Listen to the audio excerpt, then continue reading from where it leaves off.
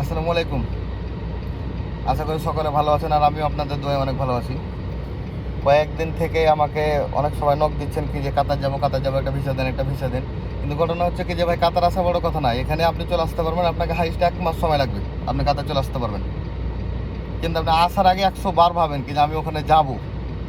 কারণ ভাই, ওই যে আমরা টাকা আগে লি না কারোর কাছে, টাকা পয়সা নিতে পারি না, কারণ আমরা দালাল নই তো, বুঝছেন না?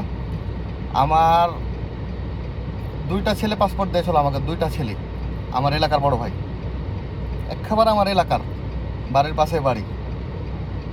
2টা বড় ভাই পাসপোর্ট দিয়েছিল কাতার আসবে। পরে সমস্ত কিছু কার্যক্রম করার পরেই, মানে ওই যে আগে যে টাকা নিলি, আগে যদি টাকা নিতাম তাহলে কিছু করতে পারতো না, টাকা জেনে নি। পরে কার্যক্রম করার পর কালকে তাদের ভিসাটা ক্যান্সেল করা হয়েছে, 2টাই ক্যান্সেল করা হয়েছে। তো প্রায় এই যে গাড়িতে বসে আছে, এই গাড়ির মালিকেরই কোম্পানি, যার প্রায় বাংলাদেশি টাকা 47,000 টাকা নষ্ট। সেও আমাকে বলতে পারছে না কি যে টাকা দেন, আর আমিও তাকে দিতে পারছি না কি যে এই যে টাকা নেন।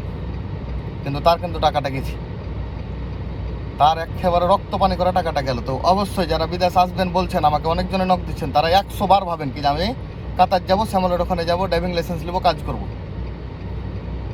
হুটহাট করে হুটহাট পাসপোর্ট দিয়ে দেবেন, দেন লাগান, এ করলাম সে করলাম, করার পরে 3-4 দিন পরে বলবেন কি যে না আমি আর যাবো না, পরে লোকসান ভাই আমার। অতএব আপনি যদি কাতার আসেন 100 বার ভাবেন, তারপরে পাসপোর্ট শ্যামলকে দিন, তার আগে না। তো ভালো থাকবেন, আর সকালে আমার জন্য দোয়া করবেন।